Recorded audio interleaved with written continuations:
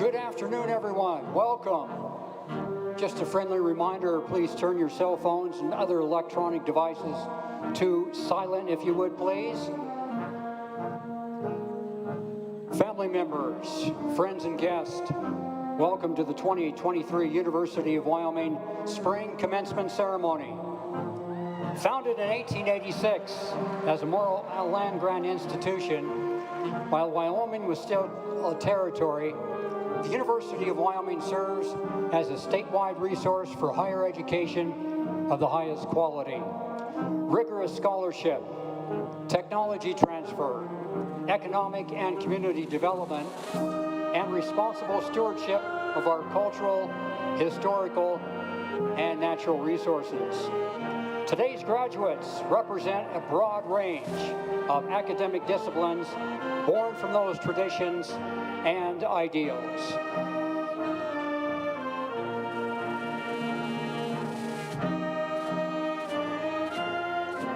Ladies and gentlemen, under the leadership of Dean Barbara Rasco, please welcome candidates for graduation from the College of Agriculture and Natural Resources.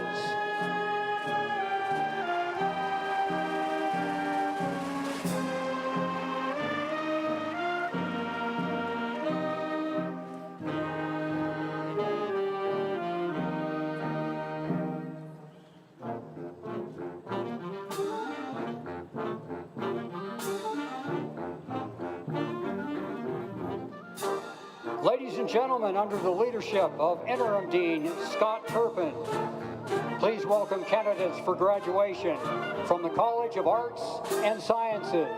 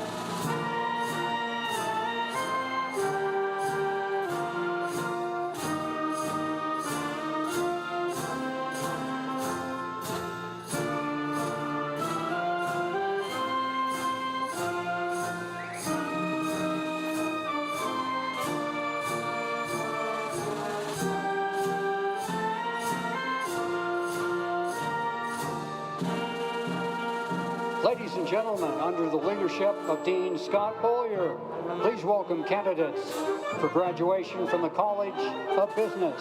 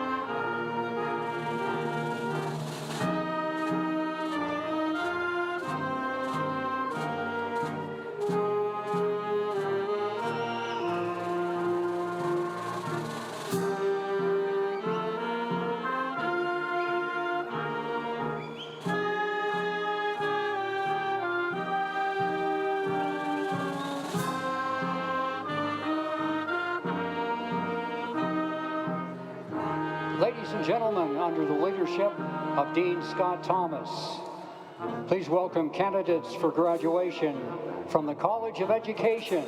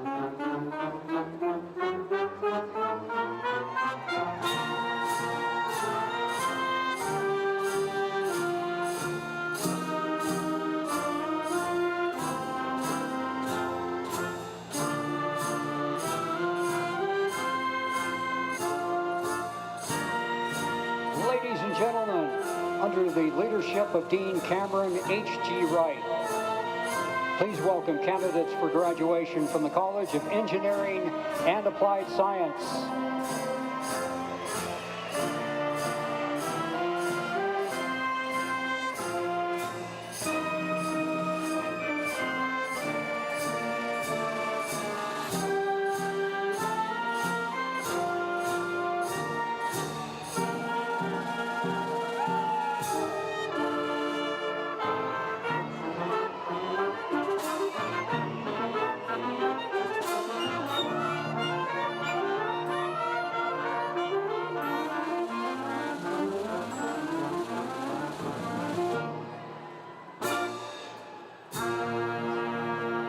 Ladies and gentlemen, under the leadership of Assistant Dean Dr. Stephen Smutko, please welcome candidates for graduation from the Haub School of Environment and Natural Resources.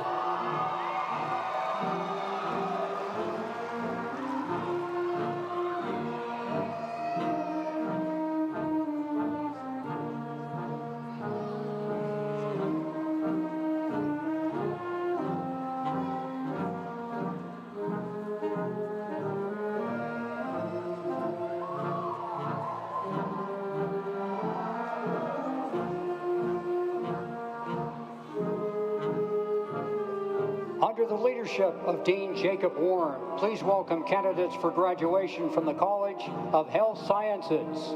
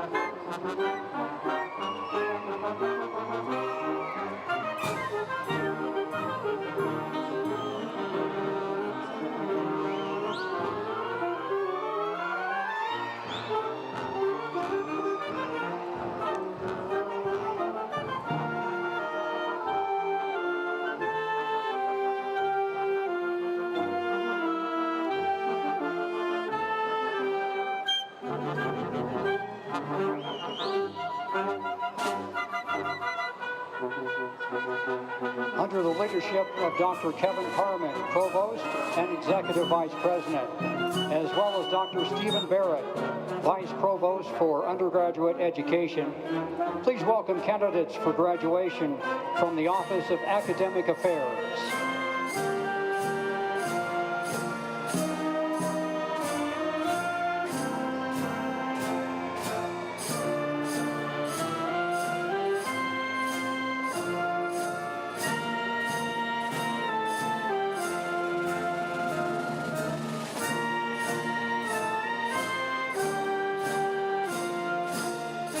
Ladies and gentlemen, under the leadership of Provost Kevin Carmen, university faculty are led in by Faculty Marshal Clifford Marks, English.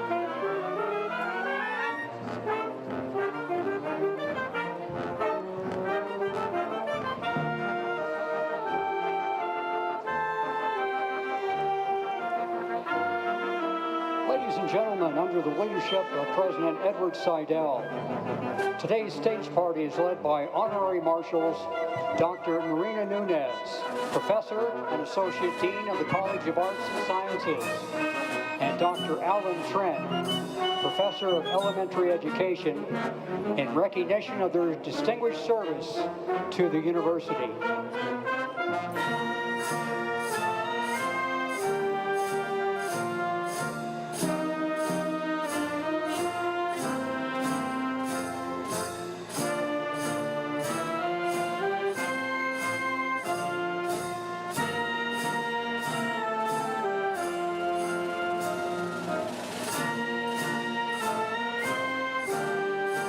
The University Mace, which is carried in by Dr. Marina Nunez and will be carried out by Dr. Alan Trent, is a symbol of presidential leadership and authority.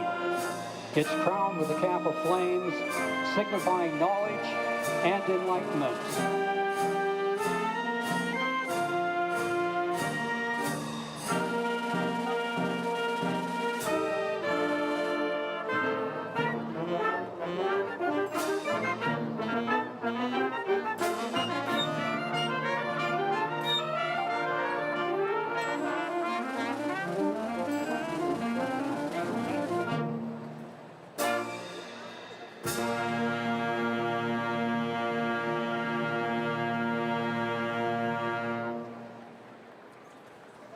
Low brass, you guys gotta watch. All right, we had some tearing going on.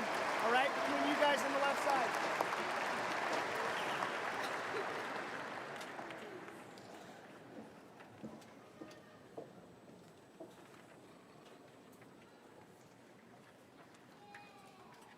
Get ready for the anthem.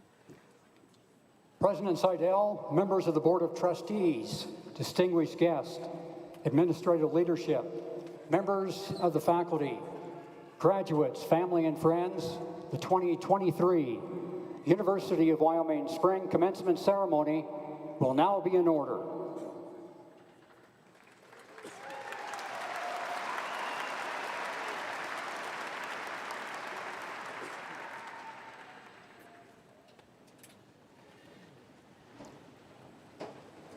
If you are able to do so, please stand for the presentation of colors by the University of Wyoming Army ROTC and today's playing of the national anthem by the University of Wyoming Wind Symphony.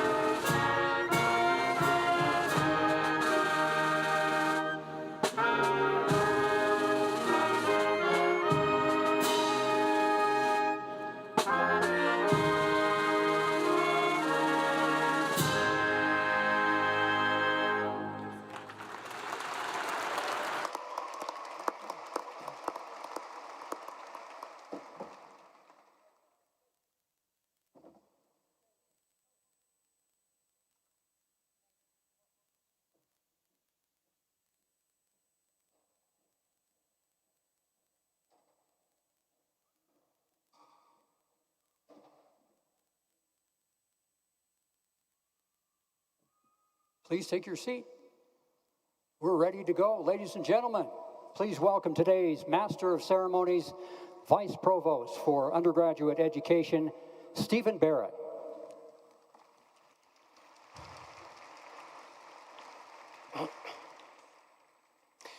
Good afternoon and welcome to the University of Wyoming's 2023 Spring Commencement Ceremonies. We are so pleased that you could be with us today. This celebration is the culmination of several years of hard work and performance by our students. Educating students at the undergraduate and graduate level is at the core of our mission as a land-grant and flagship university. We prepare tomorrow's leaders, and today we launch a very strong cohort of graduates who have a bright future. Congratulations, graduates. We are proud of you and wish you all the success in the world.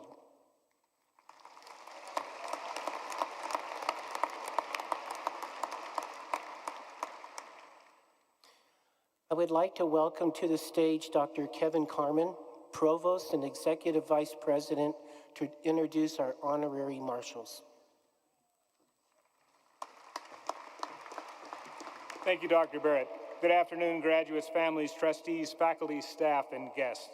At this time, I would like to thank our honorary marshals who were introduced to you earlier during the processional. As Provost, I'm honored to have the opportunity to reflect on the role that our faculty play in our world. I'd like to recognize our honorary marshals, campus leaders whose daily work inspires all of us to move this institution toward greater excellence. Leading the stage party today and carrying our university mace, honorary marshals are customarily senior faculty with exceptional careers, named in recognition of their distinguished service to the University of Wyoming. They've devoted their professional lives and extraordinary talents to the advancement of their disciplines and to their students' intellectual growth, and I'm honored to introduce them today. First, I'd like to introduce Dr. Narina Nunez, Professor and Associate Dean of the College of Arts and Sciences. Narina Nunez came to UW in 1987 after receiving her PhD in psychology from Cornell University. As a scholar who studies jury decision-making, Nunez has mentored dozens of PhD students, published more than 50 peer-reviewed papers, and has received multiple grants for her work from the National Science Foundation. She won the George Duke Humphrey Distinguished Faculty Award in 2006 and has received numerous teaching awards, including 13 top 10 teacher awards from the College of Arts and Sciences. Congratulations, Dr. Nunez.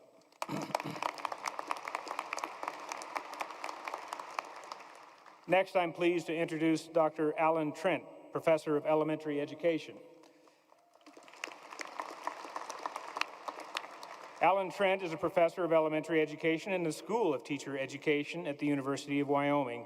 He earned his PhD from The Ohio State University and is in his 23rd year as a member of the UW faculty. He has served as Educational Studies Department Chair and Associate Dean of the College of Education. Prior to joining UW, Dr. Trent was an elementary teacher in public elementary arts magnet schools in Ohio. Dr. Trent's teaching and research focus on the integration of the arts across the elementary curriculum, and later this year he will publish a book, Art Integration for Elementary Teachers, with longtime College of Education colleague, friend, and co-author Pete Moran. Congratulations, Dr. Trent. Both of these outstanding faculty have demonstrated a commitment to the university and our students that extends well beyond the classroom and scholarly activities. Thank you for all you do and continue to do to serve our great institution. One more time, please. So Stephen Barrett will now continue with some special introductions.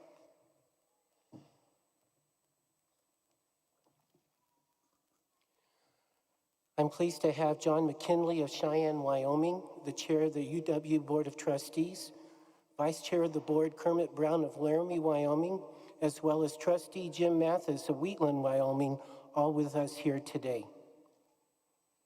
I'd also like to recognize other members of the Board of Trustees and thank them for their exemplary leadership. Other members of the Board of Trustees include Michelle Sullivan, treasurer of the board from Sheridan, Wyoming, Laura Schmidt-Pizzato, secretary of the board from Rock Springs, and the rest of the board membership includes Elizabeth Greenwood, Pinedale, Wyoming, David Fall of Gillette, Wyoming, Brad LaCroix, Newcastle, Wyoming, Carol Linton, Jackson, Wyoming, Macy Moore, Douglas, Wyoming, Dave True, Casper, Wyoming, Brad Botter of Cody, Wyoming. It's now my pleasure to recognize those on the stage party who will not be introduced later in the program. I ask that they stand for the introduction and that you hold your applause until all have been introduced. First, Superintendent of Public Instruction, Megan Degenfelder. Today's name readers, Ann Alexander, Vice Provost for Strategic Planning and Initiatives, and Mandy Gifford, Chief of Staff to the Provost. The Wyoming Wind Symphony, led by Dr. Joe Carver, and finally, the announcer for this afternoon's ceremony from Wyoming Public Media, Patrick Gabriel. Please join me in giving them a round of applause.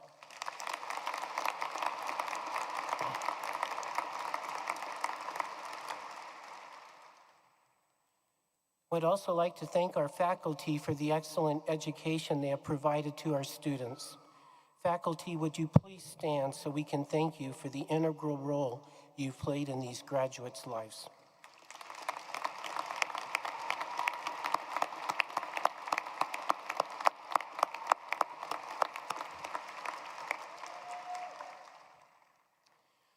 Finally, I'd like to give special recognition to the families, friends, and loved ones of today's graduates who have provided support and encouragement in so many ways. Graduates, would you stand up, look around, find your loved ones. Please join me in giving them a round of applause for their support.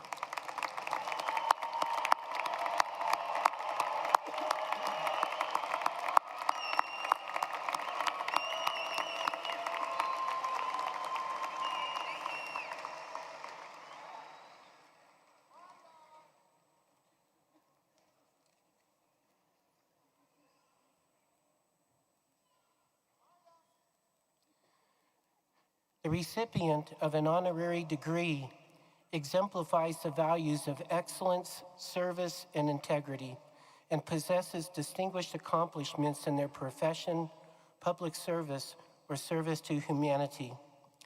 It is my honor to bestow an honorary degree, the university's highest award, to Harold Guard.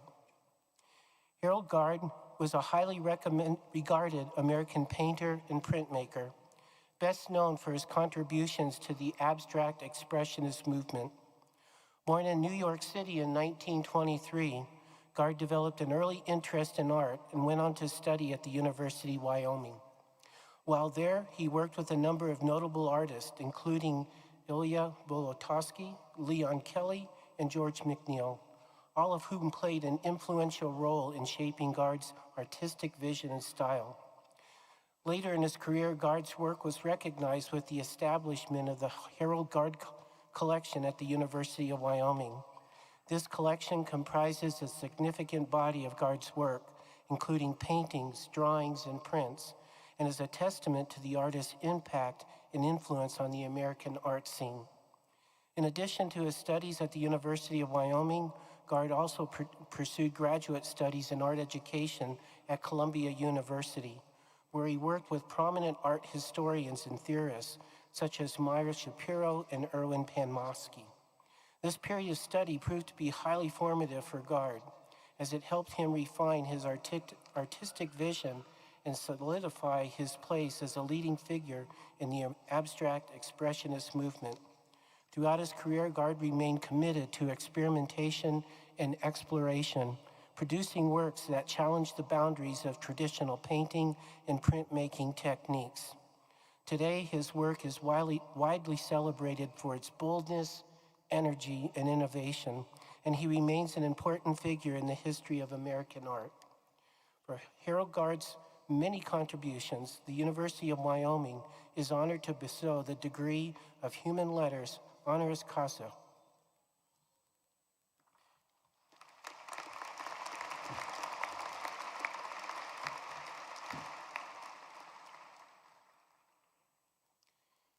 Please join me in welcoming to the podium the grandchildren of Harold, Samantha Guard and Andrew Guard Hoya, to say a few words about the posthumous honorary degree recipient, Harold Guard.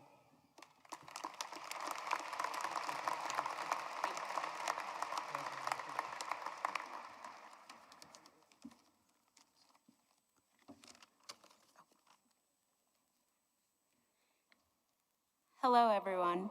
We are here today to accept this degree on behalf of our grandfather, Harold Guard. I wish to start by saying thank you on his behalf and of our family to the University of Wyoming for this great honor. And thank you, all of you, for this opportunity today to say a few words celebrating this special moment that means so much to all of us. Sadly, Harold Guard passed away on October 11th. He would have been 100 years old on June 7th of this year. In celebration of his centennial, the University Museum is hosting an exhibition with 100 of his paintings, all of which are being shown for the first time. I know that my grandfather was very much looking forward to this show. He was filled with pride and gratitude to the University of Wyoming, both for setting him on this path and for welcoming him here time and again to give back to this community and the world of art from its walls.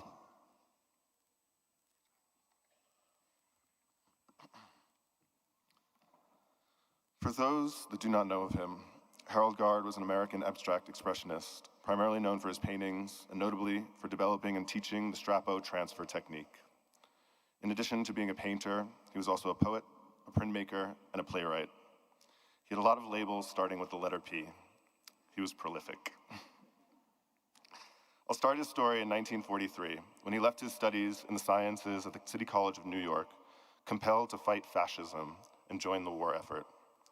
He served with the US Air Force in the Philippines during World War II until the end of the war, and when he returned to New York, he married my grandmother. Few know that it was because of her gift to him before he left, a painting class at MoMA, that he fell in love with painting.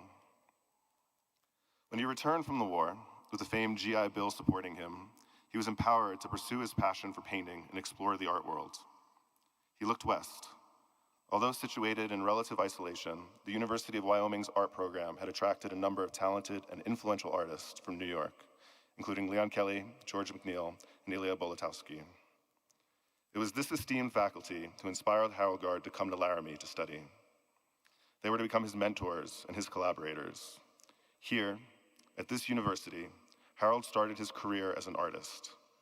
Here, in a period defined by Pollock and de Kooning, he embraced abstract expressionism and built the foundations for what would become a career spanning over 7 decades.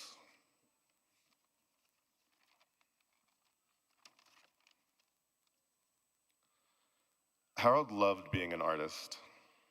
He loved what it demanded of him, the responsibility that he felt toward making what he hoped was good art. Not one for religion, his purpose and his meaning, his definition of self came from his commitment to challenging himself every day, to putting his sharp mind against the immense task of creating works of art. He once explained to me how, given the ability to paint anything without rules or restrictions, you are burdened with the responsibility of choice. You can't hide, but if you keep at it, you evolve.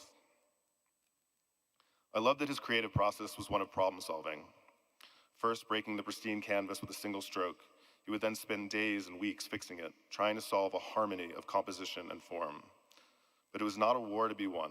It was an opportunity for conversation through which to explore, learn, be humbled, and connect with the minds around him.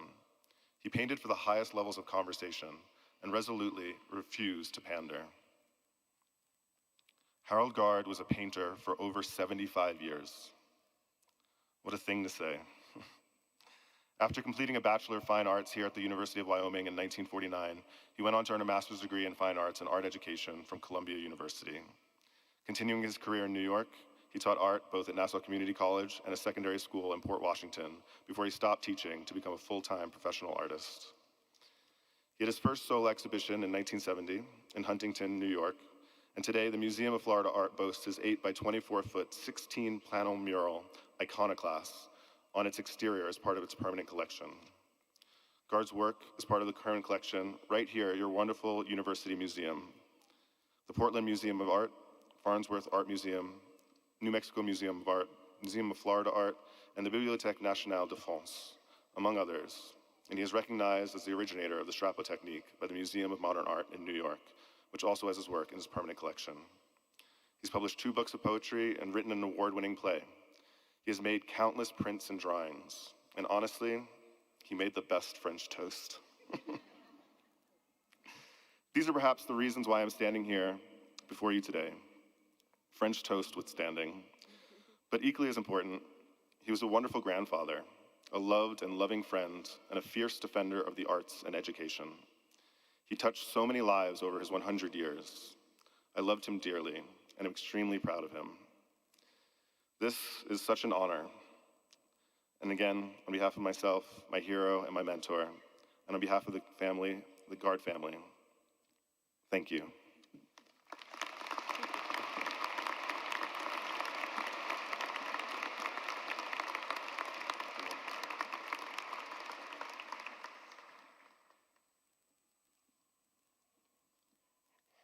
On behalf of UW, thank you so much. We appreciate greatly the thoughts that you shared with us today. It's now my great privilege to introduce our keynote speaker for this afternoon's ceremony, Mandy Fable. She received her MBA from the University of Wyoming and currently serves on the UW College of Business Advisory Board. Fable is the Executive Director of Leadership Wyoming, a notable leadership development organization supporting Wyoming's leaders.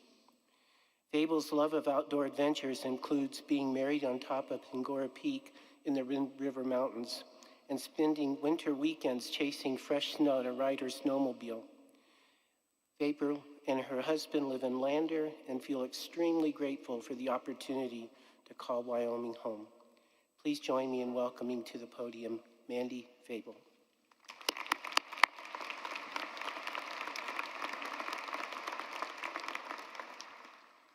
Good afternoon, all. I am humbled and honored to share a few reflections with today's graduates and the family, friends, and faculty who are here in support. When President Seidel called asking me to serve as the commencement speaker, I was a bit surprised. I'm not famous, wealthy, wildly successful. I may even have far less experience than some of you graduating today. If life is a marathon, I have a long way to go to get to any finish line of note. I'm learning to make it through life on the fly, just like all of you in this room. Still, they gave me 7 minutes in this fancy outfit, so here we are. What comes next are 5 life lessons I hope you will find relevant and insightful for the miles ahead, regardless of where you are in your journey. Lesson number 1, every phase in life is short, even the good ones. I received this piece of advice as parenting advice, which some of you can relate to, but I think it applies broadly as well. Whether the past few years have been the best years of your life, or you can't wait to run across this stage and declare them complete, today is a stark reminder, all moments are fleeting. There's no 1.5 speed to hurry through the challenging parts, or a 0.5 speed to slow down the best of days. In my own journey, I've yet to find a perfect equilibrium of time, money, relationships, growth, and meaning. What I've learned is that I'm a lot happier when I focus on what parts I'm grateful for within a given chapter, instead of what parts are challenging or missing. When you know life's phases are short, you can more readily soak up the joy and endure the trials. Lesson number 2, create your own magic. As any long-distance runner will tell you, which I think we have a couple marathon runners around here anyway, the aid stations are rarely placed in exactly the right spot. You may pass by one early in the race only to realize a mile later you really could have used that Gatorade after all. This is also perhaps one of the harshest realities on the course of life. People are so caught up in their own chaos, sometimes it's left up to you to be your own spark or create your own magic, to turn feelings of exhaustion and anxiety into feelings of excitement and action. One way I've found to do this is to have some sort of ritual that feels extra special. It could be a place you go, a person you call, a piece of jewelry you wear. My own personal recommendation is to put a scoop of vanilla ice cream in your morning coffee when you have a big day ahead. It's a small thing, but it feels a little bit like magic, and that can go a long way. And once you master the art of creating your own magic, you can start finding ways to create magic for others as well. Lesson number 3, look where you want to go, not where you don't want to go. I do enjoy riding snowmobiles and dirt bikes in the mountains of Wyoming, and one of the first lessons you learn in these fast-paced sports is you have to look where you want to go. If you're riding a snowmobile with trees around, you can't look at the tree. It's a surefire way to go straight towards it, and I have bumpers to prove that. Instead, you have to look where you want to go, away from the obstacle or the tree, and life is this way too. When I was applying for this current job, several trusted people told me I was too young and too inexperienced for a job with such visibility. At first, these comments really got under my skin. How dare they put me in a box? They don't know what's best. Slowly, my frustration turned into a more honest look at the dissenting comments. This was a job leading leaders. Of course I came across as young, and perhaps there were several things I still needed to learn. Had I chosen to stay focused on my frustration over these people or comments, I would have been setting a course straight towards an unmovable tree. Instead, I got curious, took the time to learn from them. This informed my application and interview, and it even informs how I do the job today. What I have also learned is that behind most dissenting comments are insecurities. They may be your own, or they may be those of others.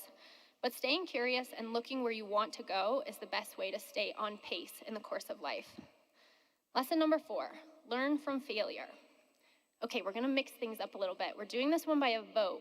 It's a real vote, so audience, graduates, fancy people, you're all voting. I'm gonna give you 3 stories about failures, and you're gonna vote on which one you wanna hear about. So A, a story about me getting 6 teenagers lost in the mountains for several days. B, me wearing a blow-up unicorn suit and getting in a fight with the Easter Bunny. Or C, the time I almost got fired for losing a llama. Okay, option A, lost teenagers. Okay, little cheering there. Option B, unicorn Easter Bunny fight. Yeah. That's a really popular option. Okay, option C, anyone want to know about a lost llama? Some people, yeah. His name was Du Bois. Okay, unfortunately, the unicorn Easter Bunny story is pretty long and complicated, and I only have like 2 minutes left. So if you want to hear the story, you're going to have to find me for a beer later. I know, sorry. It's all just a setup. I read that you're supposed to talk about failure in graduation speeches. That's the only reason that's in there. Here's my take on failure. It will happen. And when it does, you will either have the tools you need to move on and recover, or you will acquire them in the process. In this way, failure is not to be feared, because it is either a test of your skills or a chance to gain new ones. The most important thing is that you don't give up. In the words of an old Clint Eastwood film, endeavor to persevere. Lesson number 5, don't invite anyone to your wedding. Okay, that's like kind of sensational, so maybe the lesson is authenticity is compelling. My husband and I got married on top of Pangora Peak in the Wind River Mountains. To get there, we rode bicycles 12 miles from our home in Lander up Sinks Canyon. We hiked 26 miles into the Cirque of the Towers, where there were no aid stations the entire way, I assure you. We slept a few hours and climbed to the top of a 5'9" grade 4 rock climb, which means pretty legit climbing, but can be done in one day. We arrived at the top happy and exhausted. I put on an $8 white dress I found at a thrift store the week before, and we got married on the most beautiful wedding chapel on the planet. And President Seidel told the first audience that you can watch the YouTube video of it if you want, so I'll let you in on that too.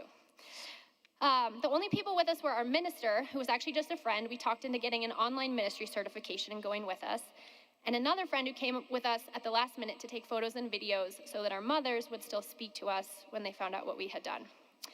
Our wedding day was perfect for us. It would not have been perfect for everyone, because then we had to do all those things in reverse. What I want you to know is you don't have to do things the way other people have done them, and likely you have learned this lesson already. Your path to a career, to meaningful relationships, and even to happiness doesn't have to look like everyone else's or anyone else's. The absolute irony of our wedding is that it got picked up by the New York Times wedding section, and our $8 wedding was featured next to some $8 gazillion wedding for all to see. The most authentic version of you is the most compelling one. So there you are, 5 lessons to carry with you on the road ahead. In closing, I would like to congratulate you on your achievements as graduates of the University of Wyoming. I'm thrilled to have so many of you joining the marathon course here in our very own state. Feel free to draft if you need to, but jump out front as soon as you're ready, because we're all counting on you. To those of you leaving the state for maybe a lap or 2, I have no doubt you will learn a few things running your course there. But I hope you also know you can always come back and finish your marathon here in Wyoming. And if you do, give me a call. Perhaps I'll have learned a few things from my next lap around the course. To the graduating class of 2023, on your marks, get set, go.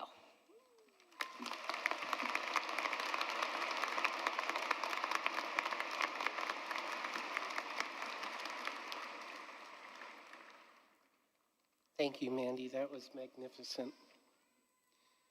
On behalf of the University of Wyoming Alumni Association, we'd like to welcome Jack Tennant, who will offer congratulations to our graduates as they transition from students to alumni. Jack is the Executive Director of the University of Wyoming Alumni Association. Please help me welcome Jack to the podium.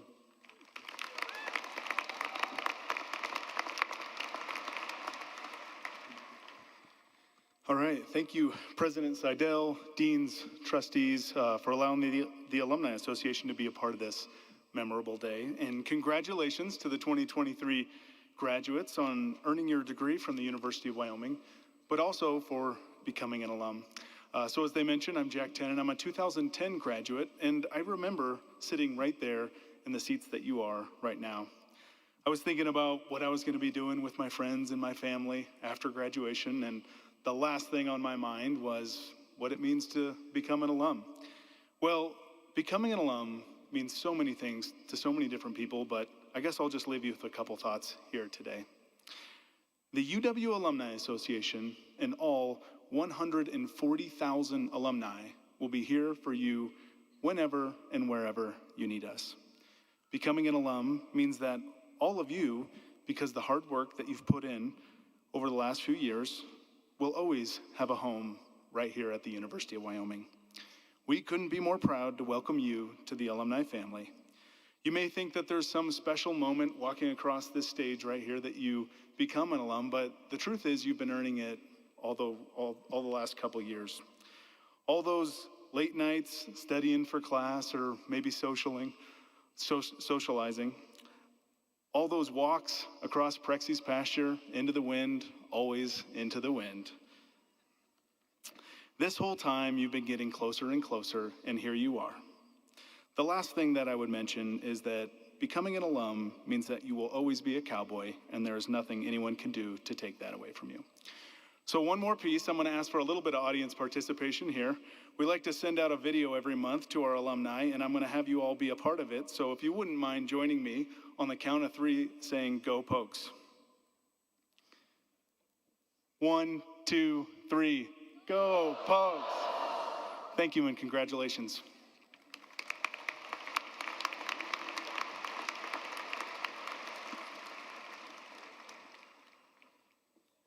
Thank you, Jack.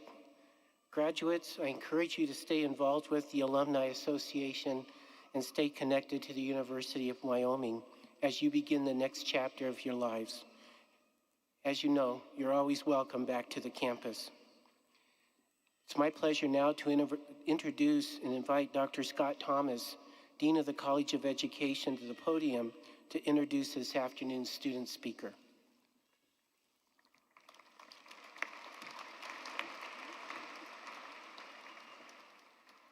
Thank you, Dr. Barrett. Members of the platform party, esteemed faculty, proud parents, and most importantly, the graduating class of 2023, it is my distinct honor to introduce our graduate student speaker, Amanda Tracy. Amanda, a product of Powell, Wyoming. I heard it.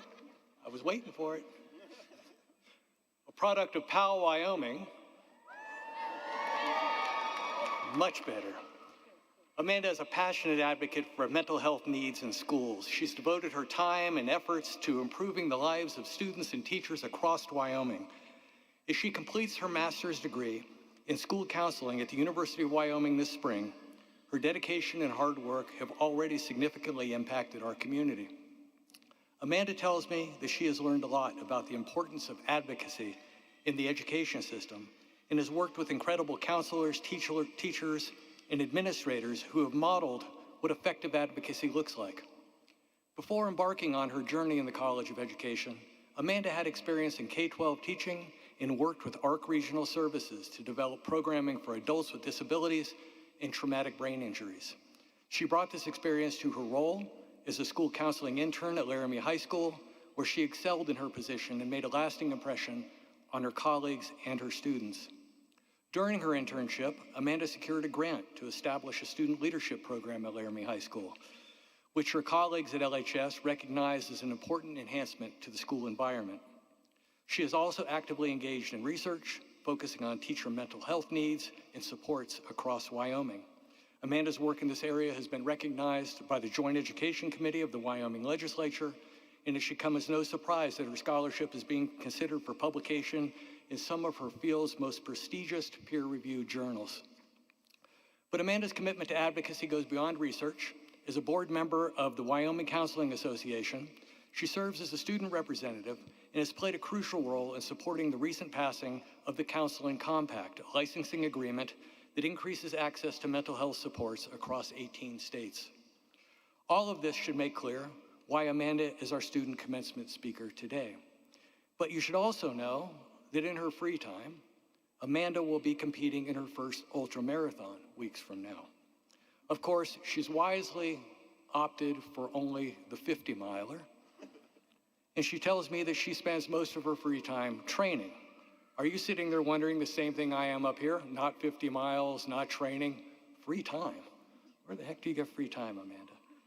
With her passion for using her voice to drive change, Amanda will join our Counseling Education and Supervision doctoral program here at UW in the fall, where she will continue her research and advocacy work related to mental health in schools. You will hear her passion for how students can use their voices to advocate for change and how learning about your environment through research can shape a brighter tomorrow. So without further ado, please join me in warmly welcoming our inspiring graduate student speaker, Amanda Tracy.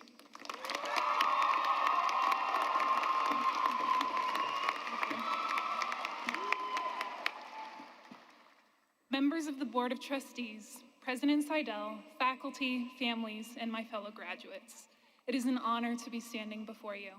Thank you for inviting me to speak, and congratulations on all your hard work. To my family and loved ones, thank you for your unfaltering love and support over the years. To my professors, thank you so much for your wisdom and your guidance over the years. And finally, to my cohort, it has been an honor to be on this journey with you. I am so humbled and grateful to call each of you my friends and my colleagues. The celebration today is well deserved. What do you want to do when you grow up?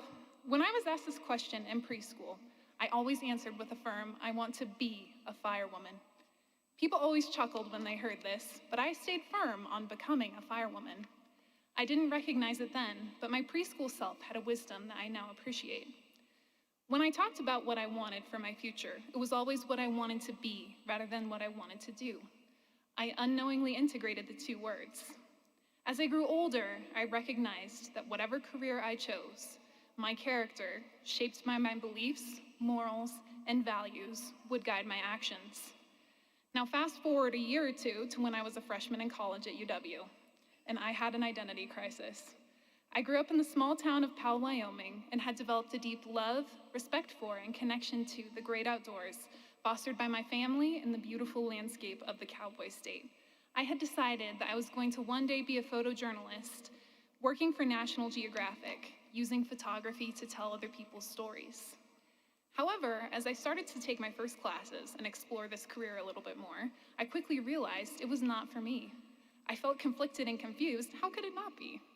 Feeling like I was in free fall, I was thankfully able to connect with a career counselor. She administered a series of assessments to find out what careers I may excel in, and there were two clear frontrunners: counseling and long-haul trucking. After growing up, spending many happy weekends on the balmy winter roads between Powell, Casper, and Laramie, and I-80 between Laramie and Cheyenne, I decided to try out the counseling option, and so far it has fit like a glove. But there was one assessment, the Myers-Briggs, that had caught my eye. I had received the personality of INFJ, standing for introvert, intuition, feeling, and judging, but we won't get into that now, otherwise nicknamed the advocate. Now, each profession has certain words that you hear on a regular basis. In engineering, you may hear words like quality assurance or infrastructure planning. In healthcare, words like health equity or patient engagement.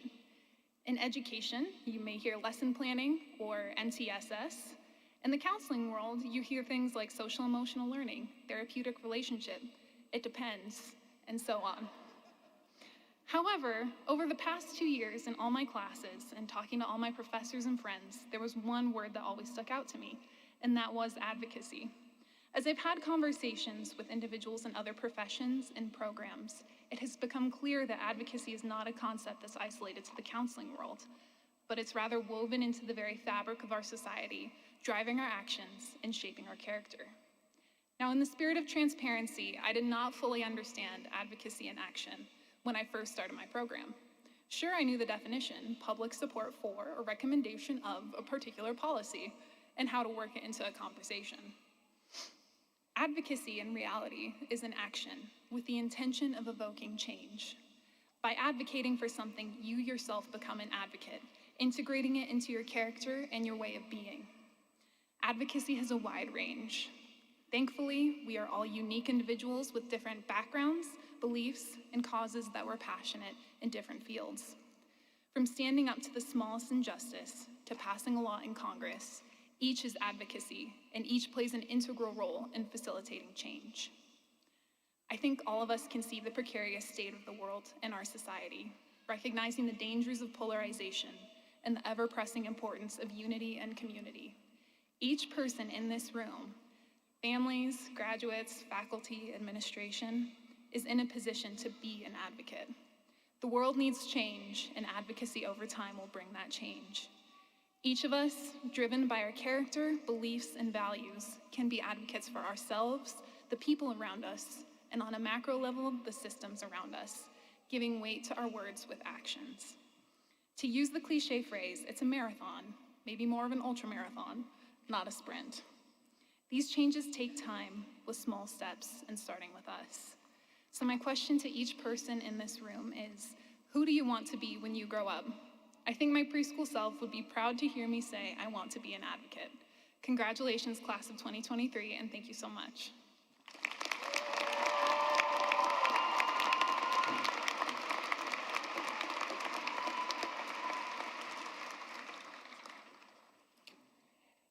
Thank you, Amanda, for your reflection on your time here at the University of Wyoming.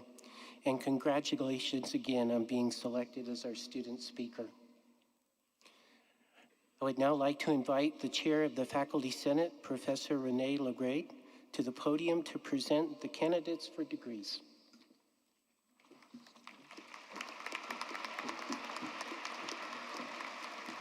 Thank you, Dr. Barrett. Graduation is always a bit of a bittersweet moment for faculty.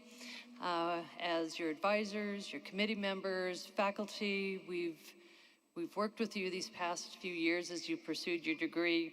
We've pushed you, we've challenged you, supported you, mentored you, and celebrated your successes. Sometimes with you, sometimes in the wee hours of the night going, yes, when you got it right. So we're sad to see you go, but we are very proud of you and wish you the best in your future endeavors. So graduates, as chair of the Faculty Senate, I'd like to congratulate all of you on your achievements today. President Seidel, the students listed in the commencement program and gathered here for this ceremony are eligible to receive master's or doctoral degrees upon satisfactory completion of the degree requirements. On behalf of the faculty at the University of Wyoming, I am proud to present these candidates to you for the conferring of these degrees in their respective fields of studies. Congratulations again.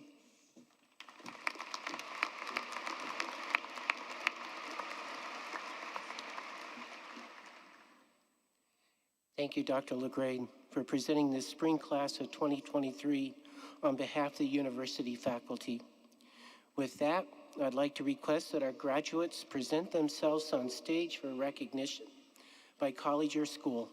We begin with the College of Agriculture and Natural Resources.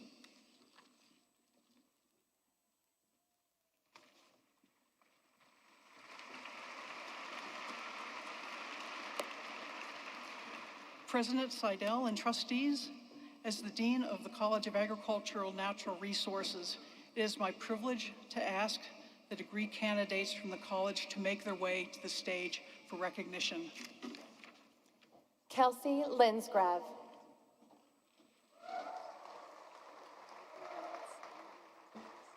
Avery Reynolds.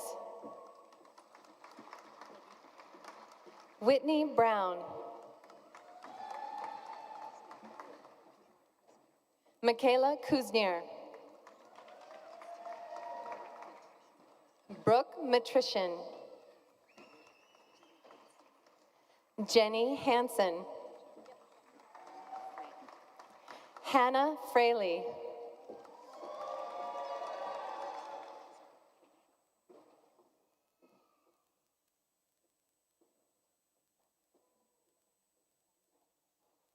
Dr. Tan Dam.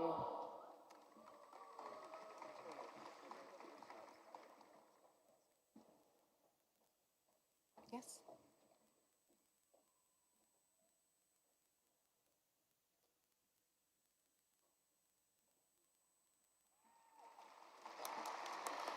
Dr. Ke Wen.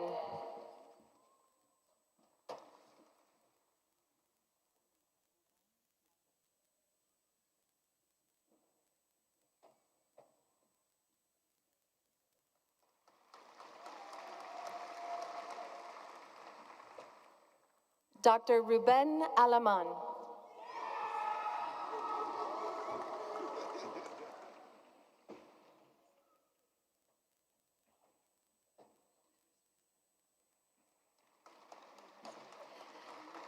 Dr. Chase Wesley.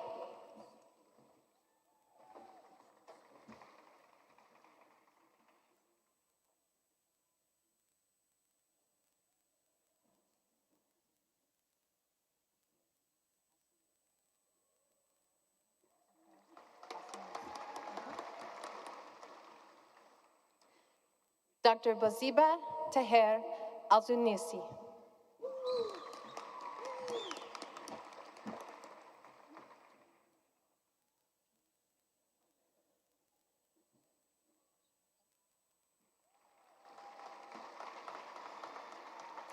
Ashley Park.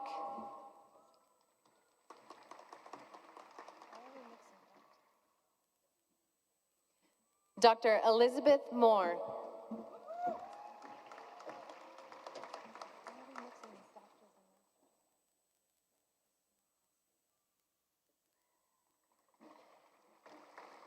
Dr. Christina Helseth.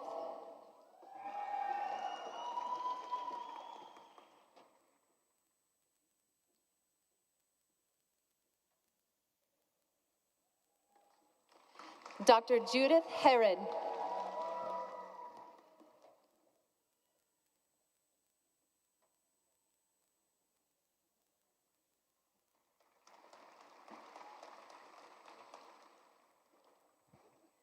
Mohammed Munkala. Ryan Johnson. Eliana Paninos.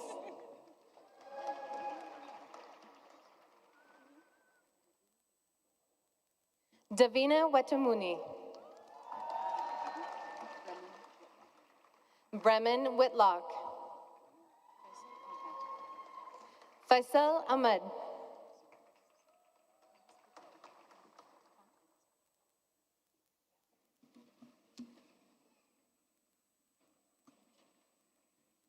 President Seidel and trustees, as the interim dean of the College of Arts and Sciences, it is my privilege to ask the degree candidates from the College of Arts and Sciences to make their way to the stage for recognition. Dr. Charles Koenig.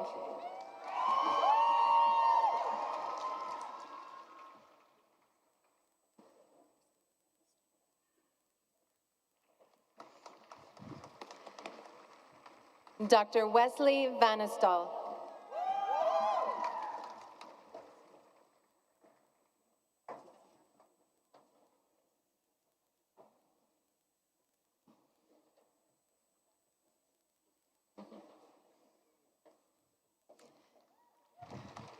McKenna Latinsky. Jennifer Lemminger. Denise Hoth.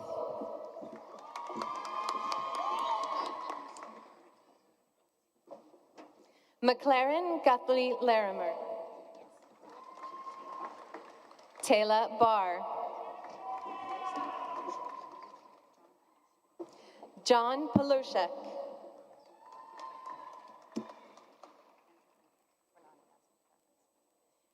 Andrew Goodenough.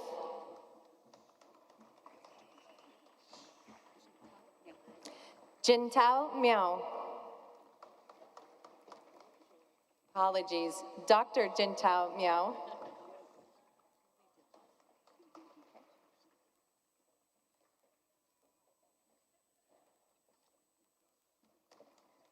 Chaley Dimnoff. Amanda Price.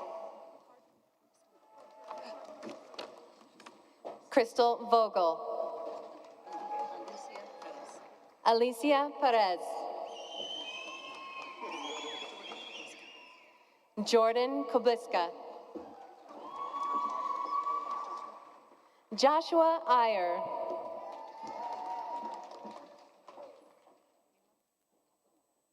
Michaela Katanova.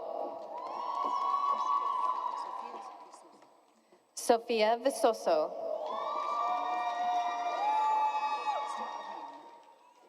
Esther Admiamo. Paul Primrose. Kaylin Zant Washiki.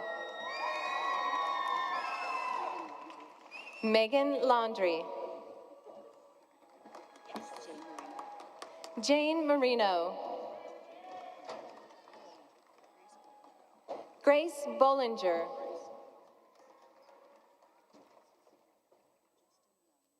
Justin Young.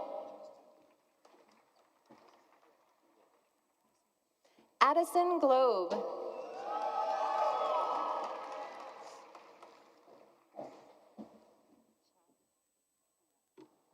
Chad Jurado.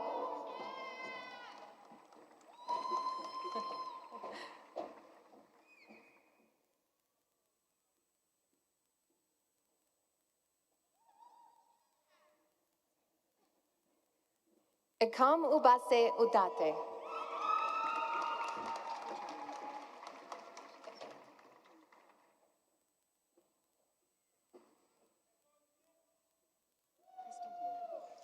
Crystal Luna.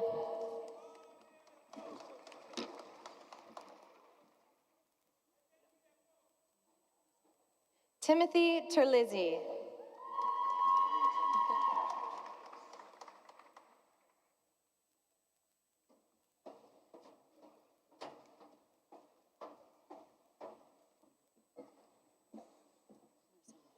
Marissa Murr.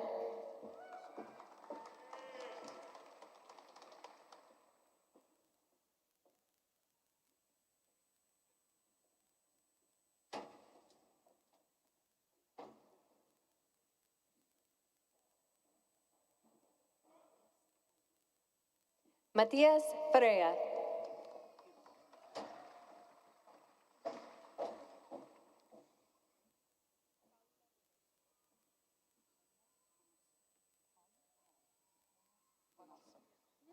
Paula Bonoso.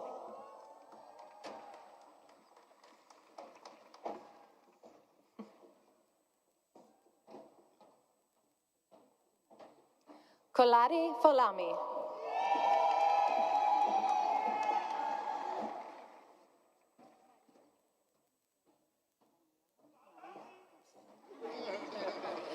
Daniela Maria Corazon Guerrera.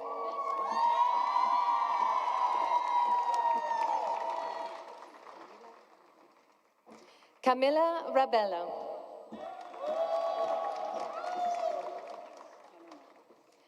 Connor Nolan.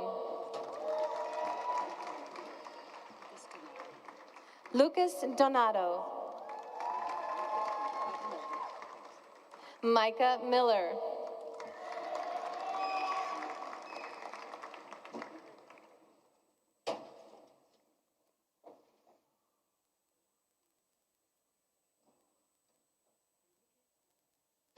Enrique Rabello.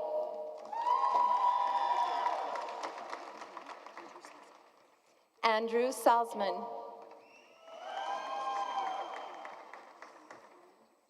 Emily Peterson.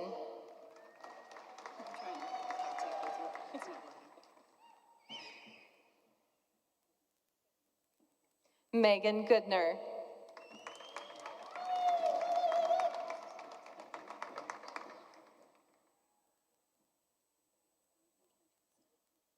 Jonathan Cantrell Stiff.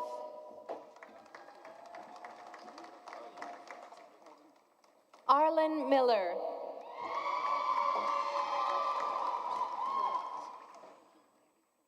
Heidi Perrette.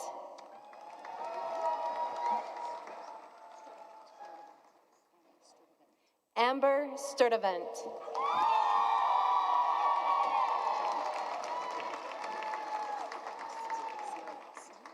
Sarah West.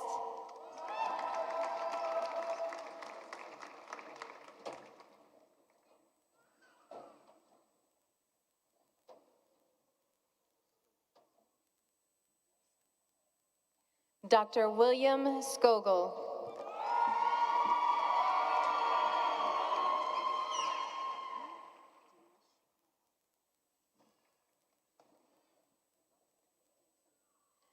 Dr. Dinesh Baral.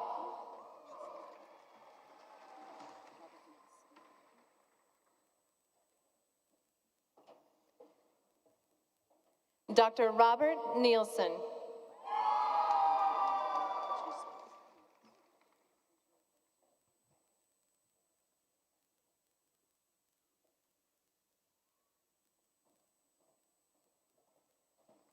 Chase Smith. Benjamin Demoray.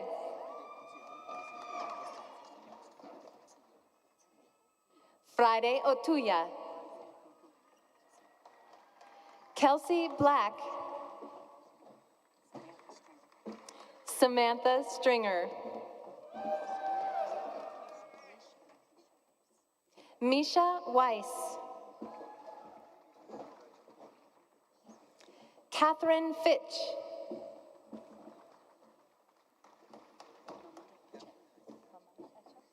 Mamada Echel.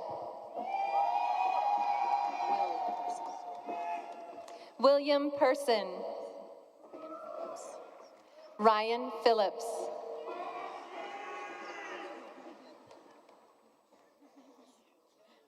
Kayla Mills.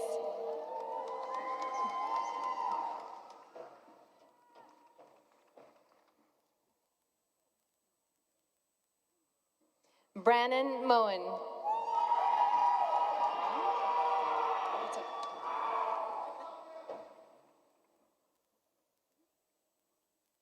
Molly Covington.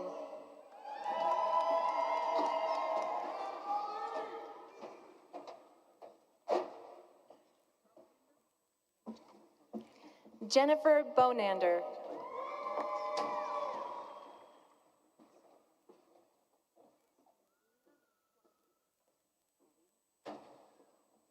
Marina Quadio.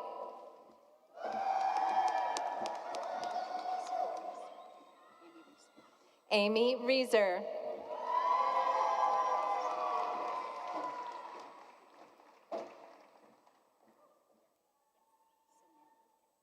Samantha Gatley.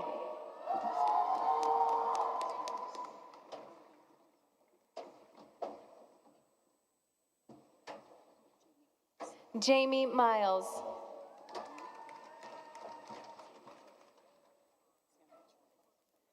Dr. Samuel Choi.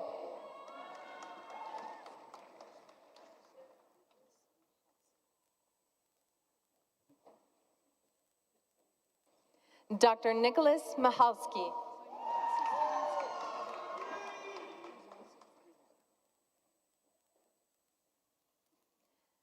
Dr. Emilio Rivera.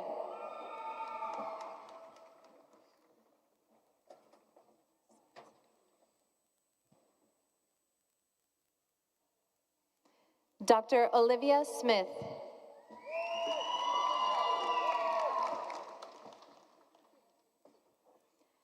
Dr. Cassandra Flick.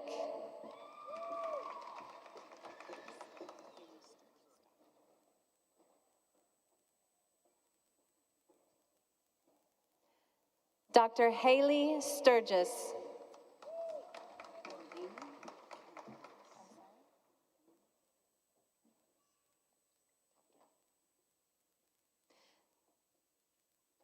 Dr. Evelina Cambanas.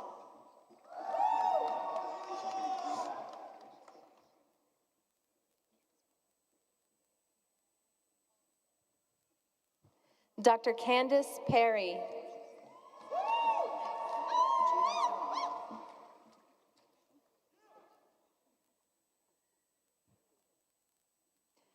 Dr. Judah Serrano.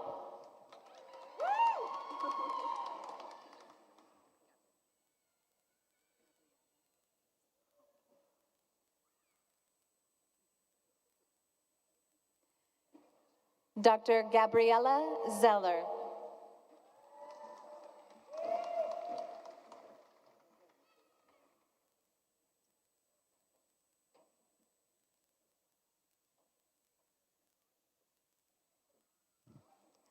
Dr. Lauren Zimmerman.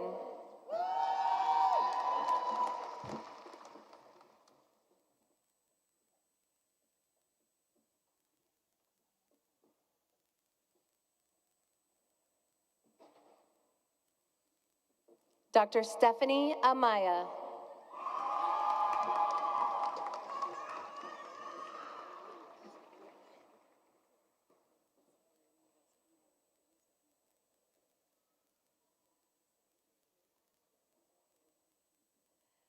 Amanda Anzovino.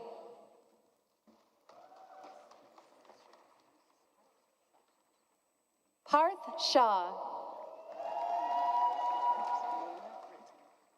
Layla Britton.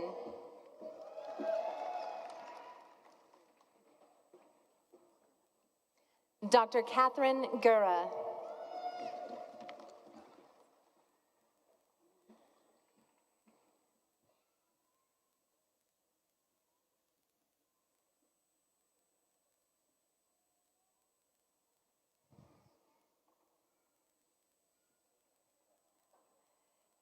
Emily Burkholder. Paige Osborne. Nathaniel England. Whitney Joe Walker.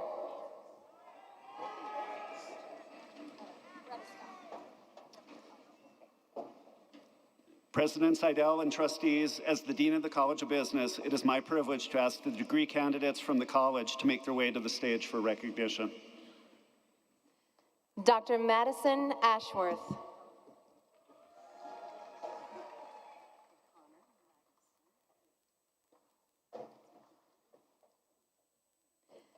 Dr. Connor Magnuson.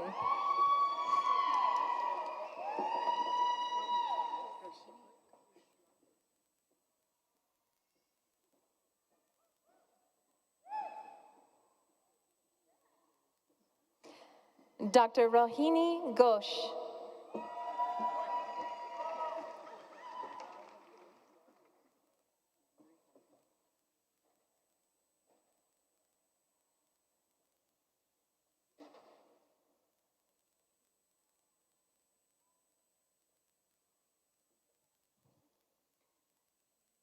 Dr. Anne Marie Harden.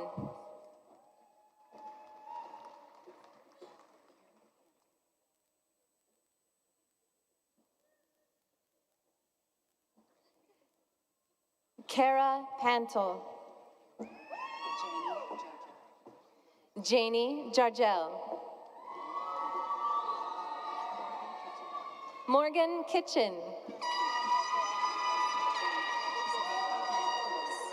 Samantha Lankudis. Jamie Meaden. Vivian Hallis. Blake Winters. Kobe Selfridge. Adriana Washington. Scott Herman. Justin Flores. Andrew Nath. Angel Janke. Alexandra Christine Richards. Emma Elaine Agabrand. Shane Lee Stefanik. Morgan McIntyre. Alyssa Ernst. Megan Sullivan. Samantha Sirach. Levi Gale. Clara Lichty. Christopher McFadden. Brett Butler. Damian Choice. Megan Odom.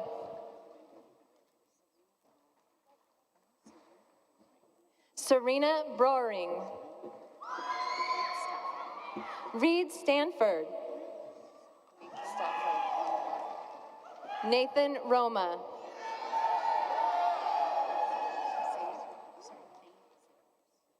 Thane Zikafus. Louis Filoni.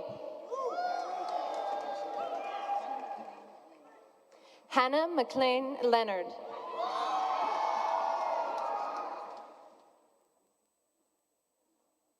Adizi Easy.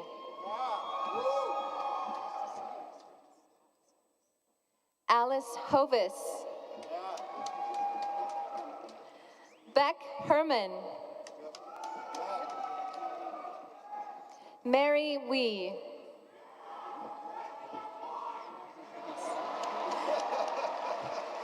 Anna Rodriguez. Jacob Kirby. Dustin Fox. Aaron Emmert. Jesse Erickson. Luke Macy. Anthony Lewis. Adam Balf. Francis Crum. Grant Sloan.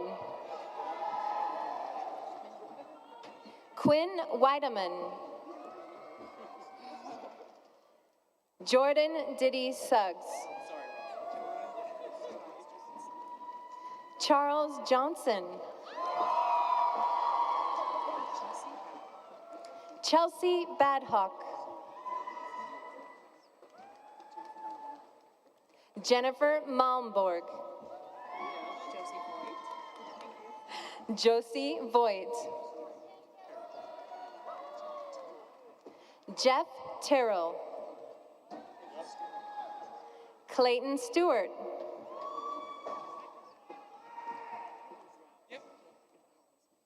Brett Hollingshead.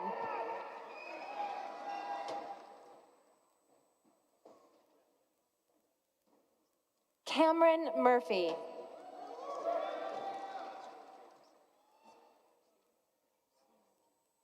Sungha Kim. Lucas Shelton.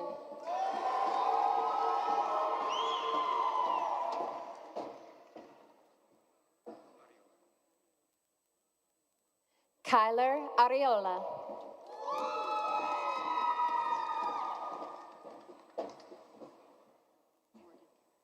Morgan Kenner.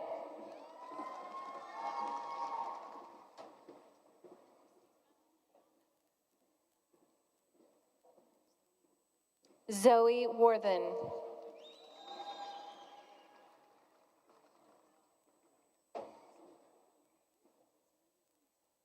Alexander Gunter.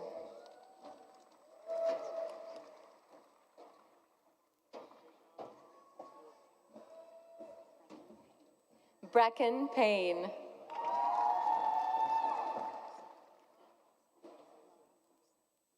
Lara Bosak.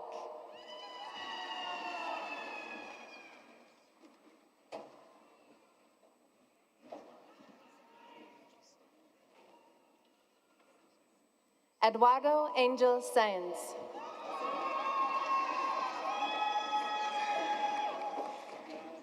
President Seidel and trustees, as Dean of the College of Education, it is my privilege to ask the degree candidates from the college to make their way to the stage for recognition.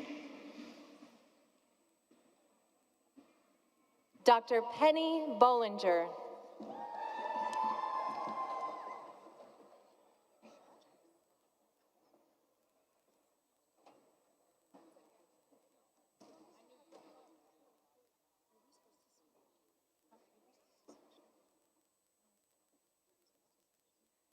Dr. Jeffrey McCarty.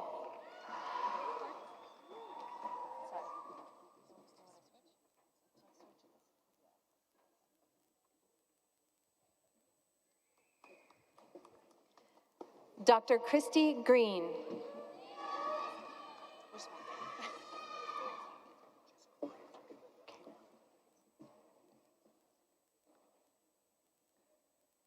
Dr. Corey Peacock. Dr. Rosemary McBride, and I shouldn't have done that yet.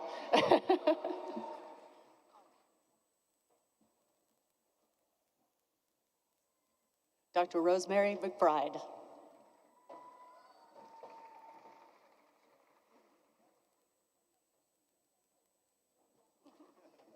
Dr. Rachel Ratliff.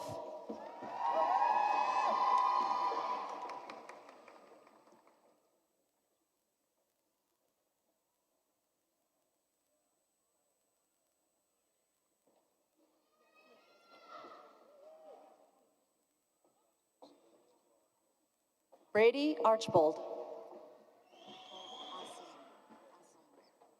Nicole Osselmeyer.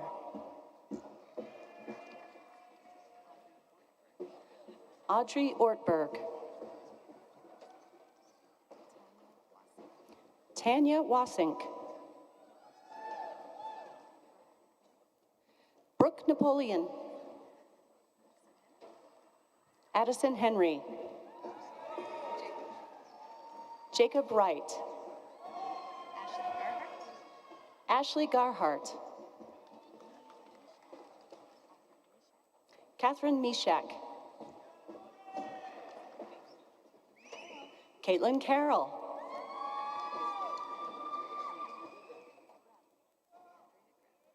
Andrea Grabner. Rebecca Rolls. Jamie Grunstra. Katie Christensen. Sherry Johnson. Son A. Ko. Joseph Cohen.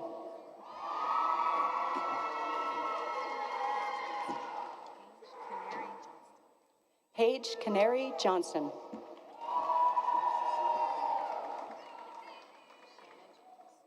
Shanna James.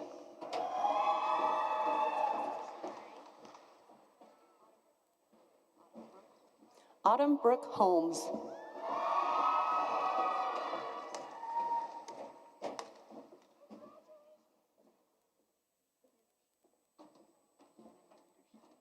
Brianna Manderscheid.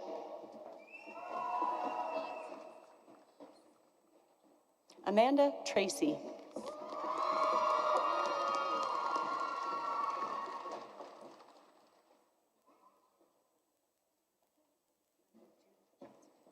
Brenna Junith Johnson.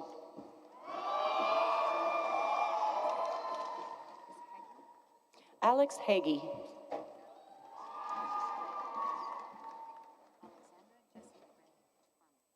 Alexandra Jessie Quinn Parmalee. Sarah Bowman. Wyatt Overton. Adriana Lee McCurdy.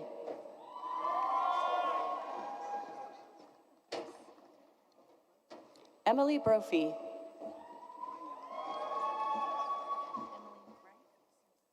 Emily Greif Simpson. Emily Piska.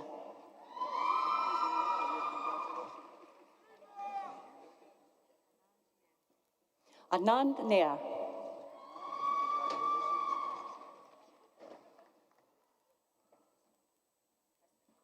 Preston Hobbs.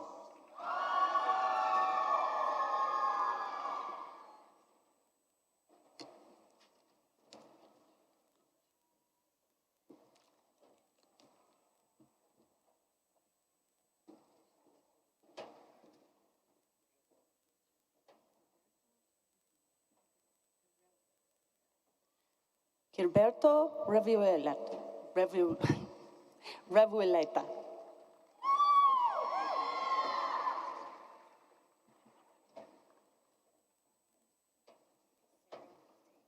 Cassara Tate.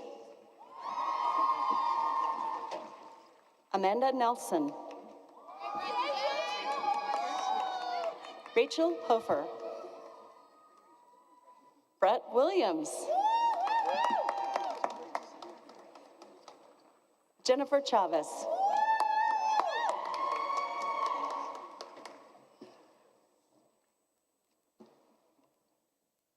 Dr. Amanda Yentes.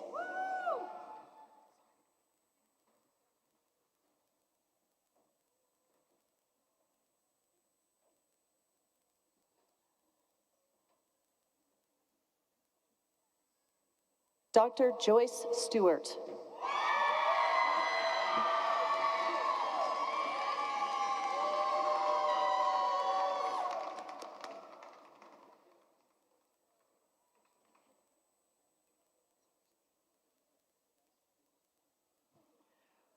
Dr. April Heaney.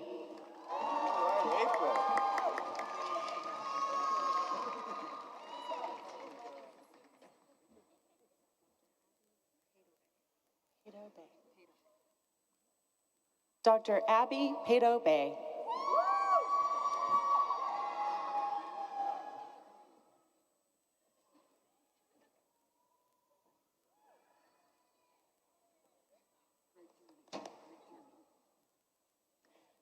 Jennifer Bennett.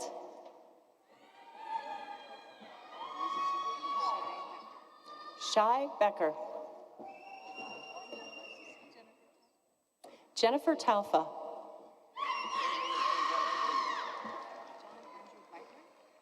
John Andrew Beitler. Addison Ray Perryman.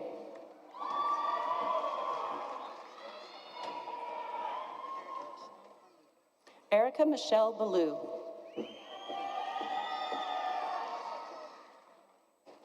Dawn Wiley.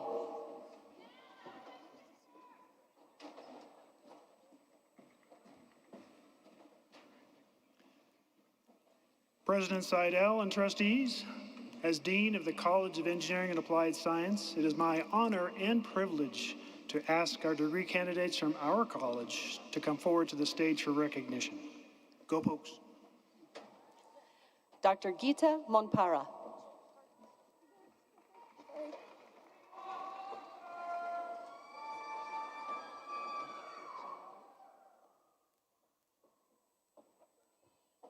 Dr. Jing Liu.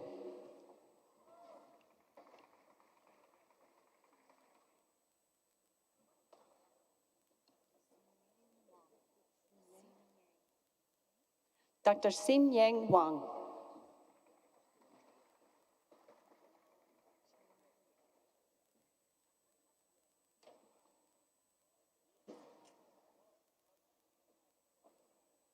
Dr. Chin Yang.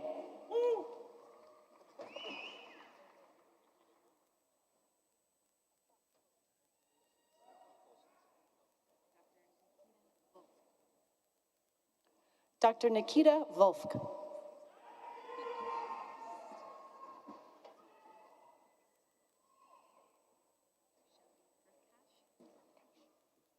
Dr. Shelby Herkash.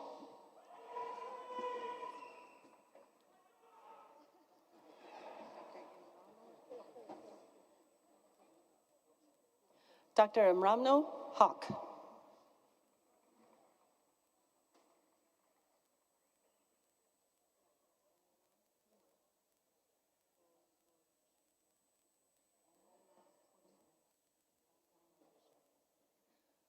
Dr. Ola Kunlai Ogun Shagun.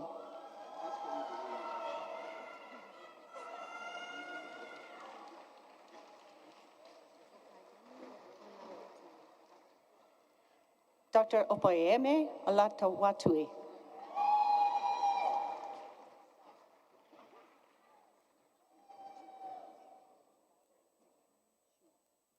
Dr. Zikai Shu.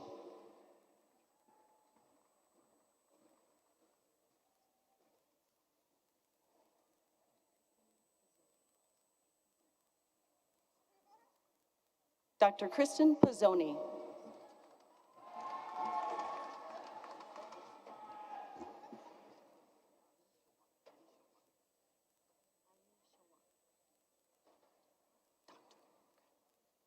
Dr. Ali Shawaf.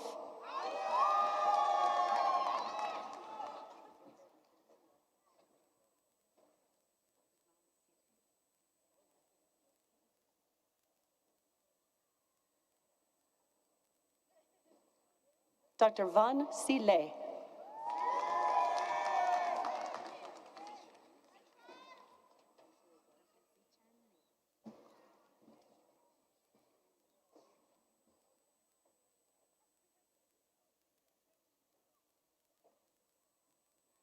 Dr. Zicheng Li.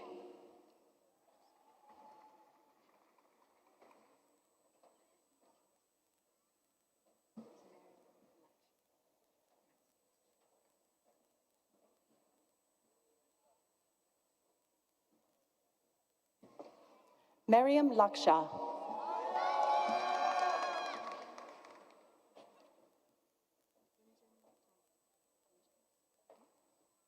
Gunjin Tomar.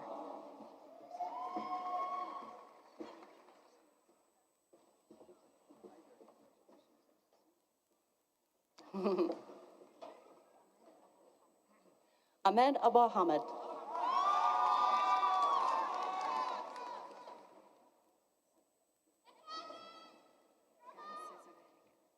Gad Cesarehega.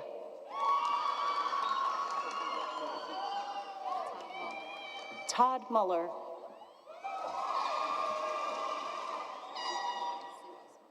Sydney Small. Jared Burton. Sean Watts. Brian Kelly.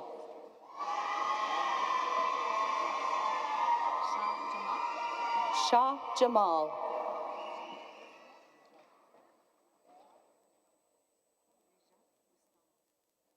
Nijat Rustamov.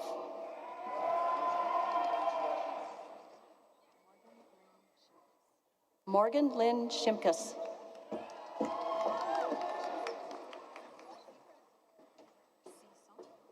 C. Song.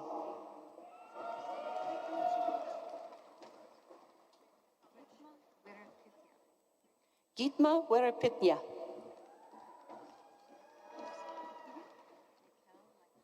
Raquel Lycos. Allison Carlo.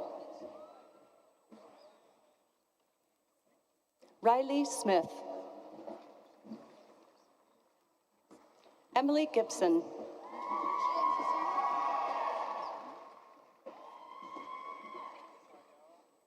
Trustees, President Seidel and trustees, as Dean of the Hobbs School of Environment and Natural Resources, it is my privilege and pleasure to invite our inaugural group of degree candidates to come to the stage for recognition.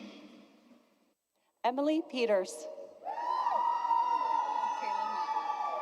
Kayla Matlock.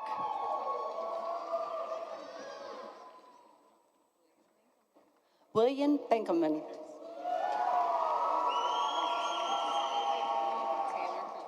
Taylor Kruger.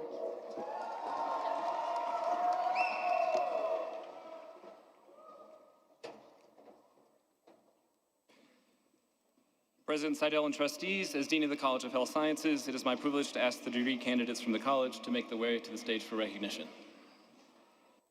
Aaron Eccleston.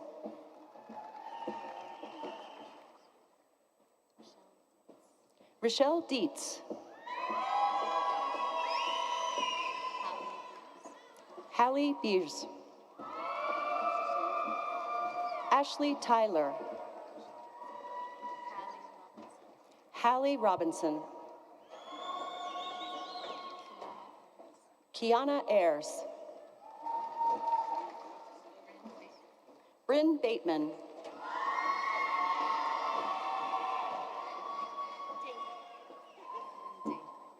Ann Dayhill.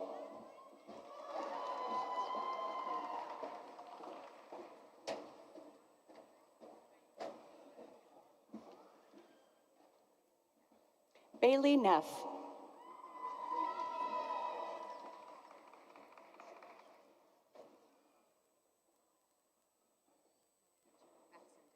Mandy Jo Baxendale.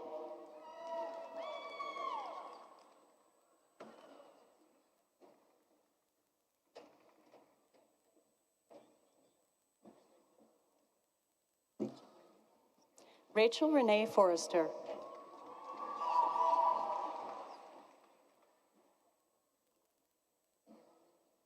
Michaela Lynn Benson.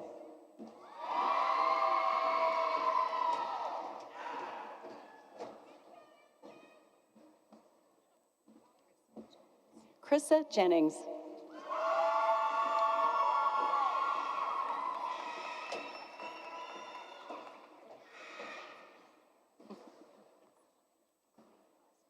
Chloe Crosby.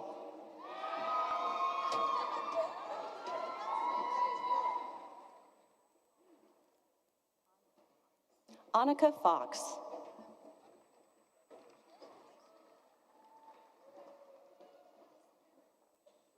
Samantha Power.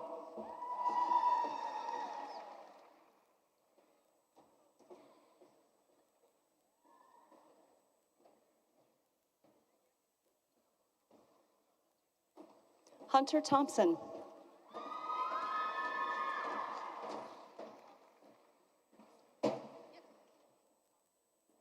Tommy Olson.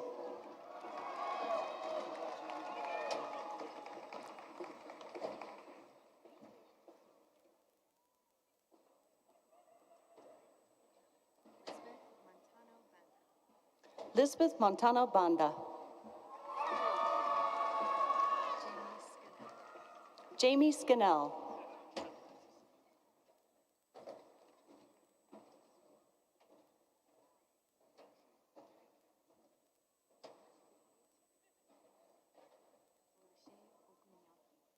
Olashe Oganyaki.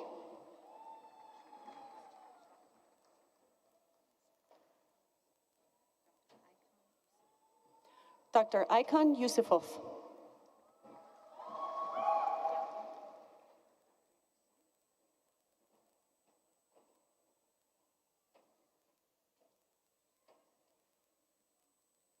Dr. Yu Song.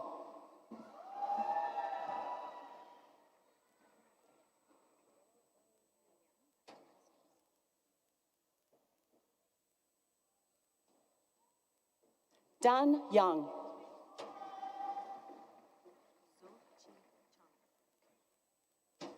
Zhou Chi Chung.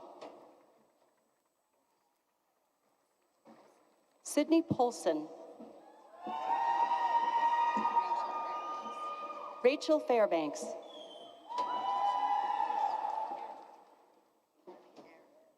Kylie Earhart. Nicole Bott. Amber Gertz. Franklin Ajay. Nolan Carey.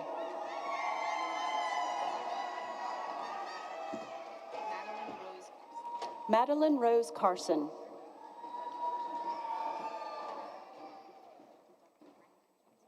Dr. Brandon Johnson.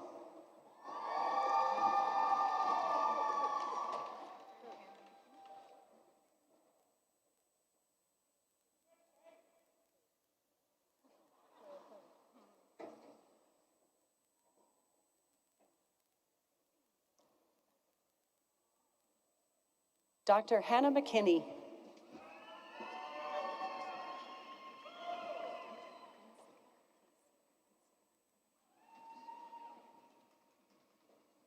Dr. Princeka Casey.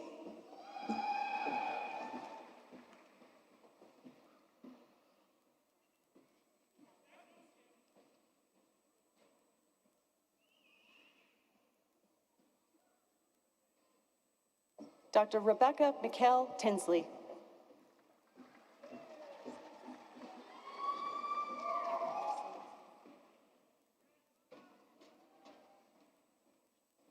Dr. Mercedes Nicole Randolph.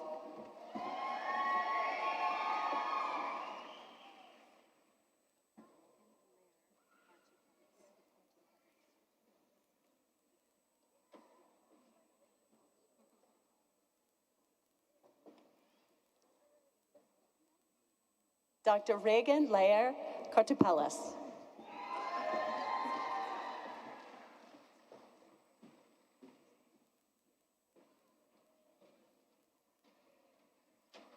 Dr. James Hartman.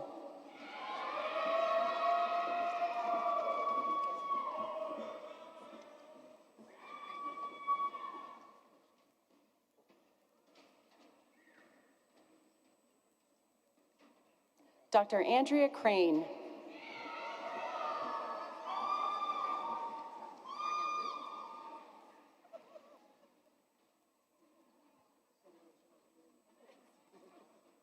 Dr. Morgan Liu.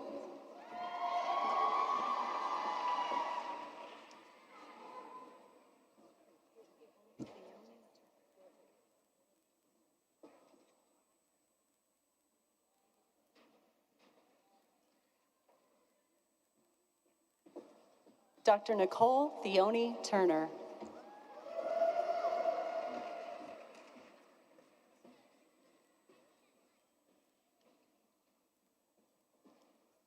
Dr. Lexi Hill.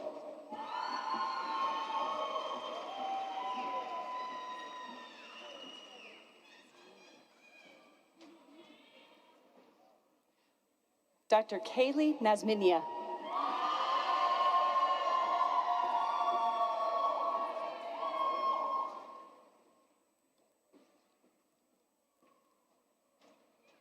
Dr. Stephanie Harford.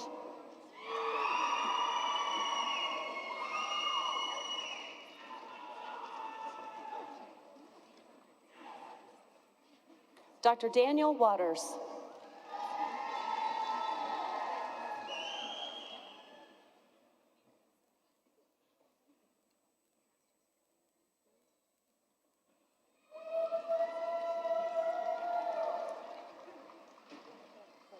Kelly Wingfield.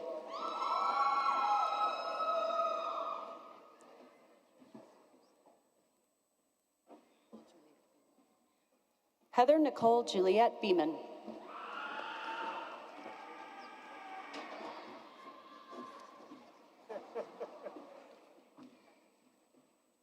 Dr. Georgia Kirkpatrick.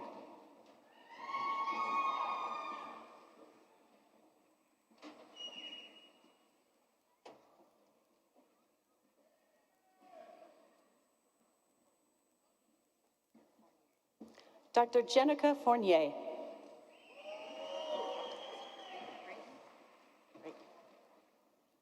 Dr. Christopher Brayton.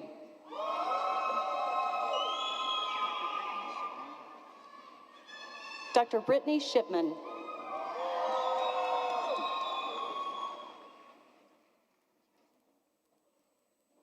Dr. Kaylee Becking.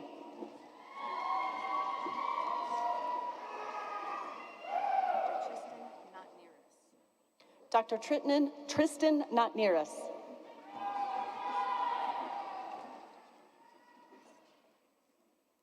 Dr. Cody DeForest.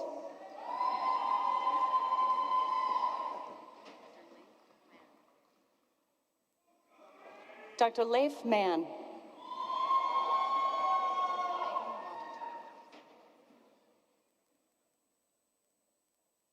Dr. Megan Molitor.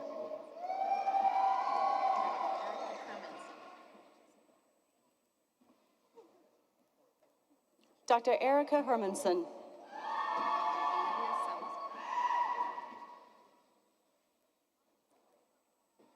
Dr. Olivia Salazar.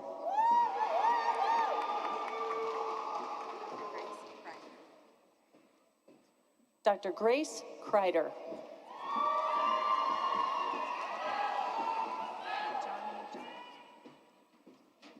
Dr. Johnny Jarnigan.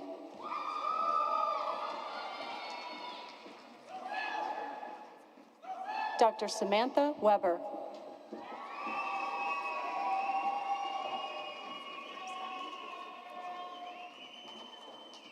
Dr. Mackenzie Klipstein.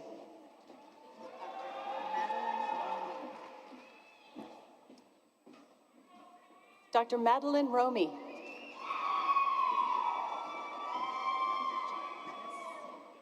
Dr. Jane Bennis.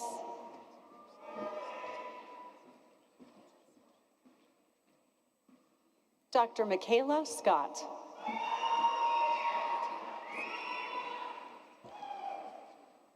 Dr. Taylor Olson.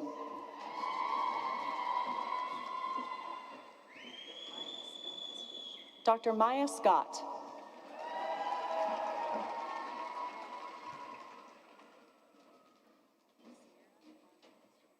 Dr. Sierra Barlow Easterbrooks. Dr. Jeffrey Harris.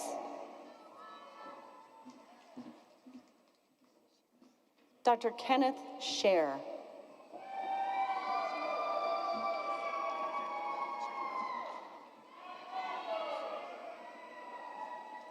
Dr. Noel Chapman.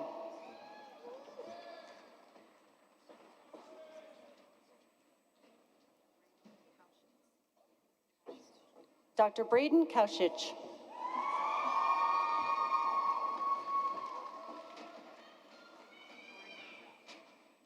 Dr. Victoria Brower.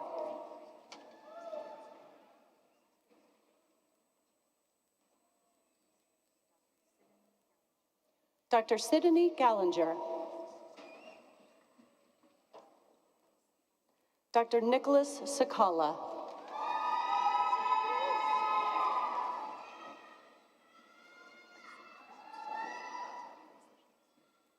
Dr. Lexi Frint.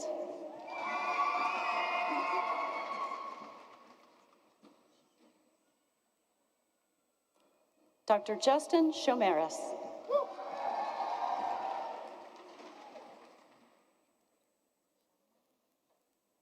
Dr. Kevin Shumway.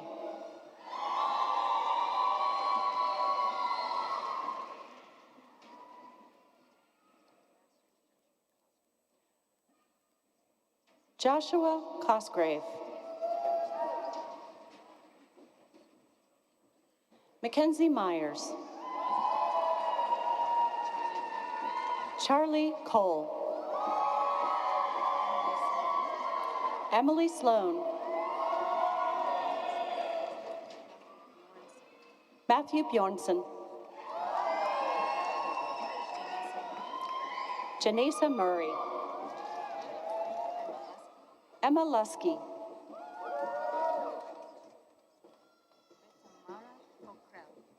Ritamara Porkal. Emily Megan Cole. Catherine Sloan. Ashley Suko.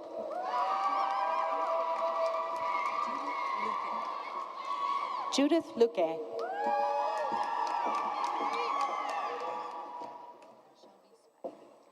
Shelby Spivey.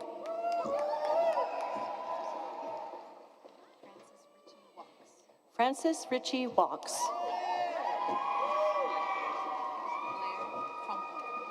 Blair Crumpler.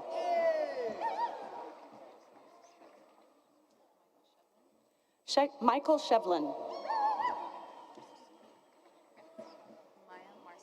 Maya Marcis. Connor Mullen.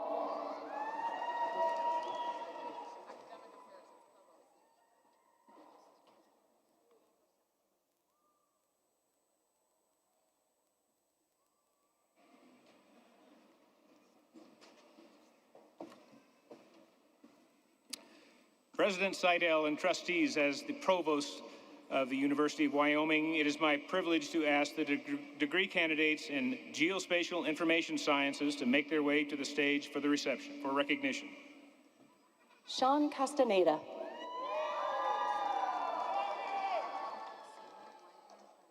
Sarah Weidler-Herner. Brian Linton.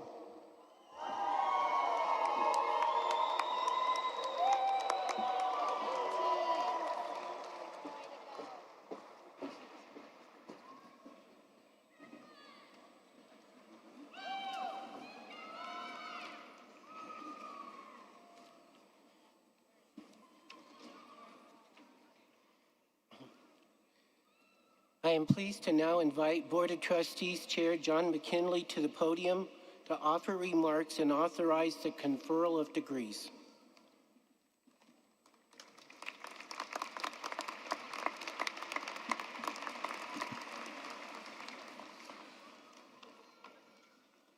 Welcome, friends and family, to this graduation.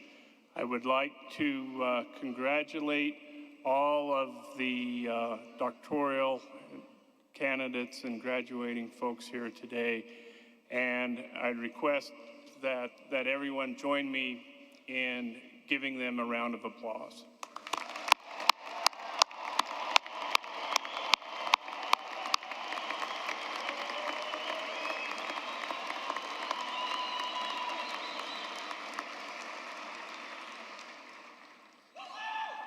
Under the laws of the state of Wyoming and as chairman of the University of Wyoming Board of Trustees, I hereby delegate to President Ed Seidel the authority to confer the degrees at this commencement ceremony.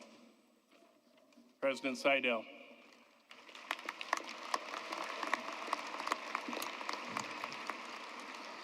Thank you, Chair McKinley. And now, the moment you've been waiting for. Graduates, we've now come to that essential moment in the ceremony. By virtue of the authority delegated to me by the University of Wyoming Board of Trustees, I hereby confer upon each of you the degree of your chosen field of study upon satisfactory completion of degree requirements with all the rights, privileges, and responsibilities pertaining thereto. Congratulations. Right?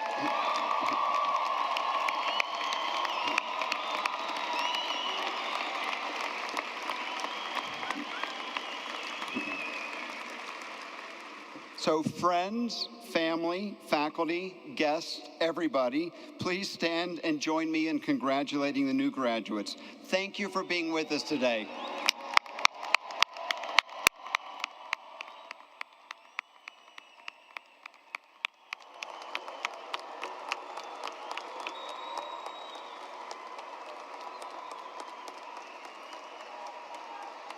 Well, I think I have the best part of this whole ceremony because I get to say we're done, finished, unless you want to hear from a couple more speakers. No? Okay, I think that's it. Congratulations. Please remain at your seats while the stage party and faculty exit. After the recessional, we ask that you not gather on the floor as we must prepare for another commencement ceremony. There are bins on the concourse if you would like to recycle your commencement program. The University of Wyoming 2023 Spring Commencement Ceremony is now adjourned. Congratulations!